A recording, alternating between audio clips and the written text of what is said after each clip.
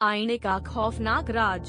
जब से मैंने उस पुराने आईने को अपने कमरे में रखा है, उसमें दिखने वाली छवि मेरी नहीं है। यह बात शुरू में मुझे महसूस नहीं हुई, लेकिन धीरे धीरे मुझे एहसास हुआ कि कुछ तो गलत है। मैंने उस आईने को एक पुरानी दुकान से खरीदा था, जो एक बंद गली में स्थित थी। दुकानदार ने उसे छूते हुए अजीब सी मुस्कान दी थी, मानो वह कुछ छुपा रहा हो। मैंने इसे अनदेखा कर दिया, लेकिन अब मुझे लगता है कि वह मुस्कान एक चेतावनी थी। पहले तो मुझे लगा कि यह सिर्फ मेरी कल्पना हो सकती है।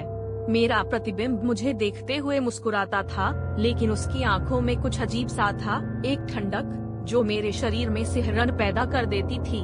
धीरे धीरे मुझे एहसास हुआ कि जब भी मैं उस आईने के सामने खड़ा होता, तो कुछ क्षणों के लिए मेरी परछाई गायब हो जाती थी। यह तब तक चलता रहा जब तक कि एक रात मैंने अपने प्रतिबिंब को अलग से हिलते हुए देखा, हालांकि मैं पूरी तरह स्थिर खड़ा था।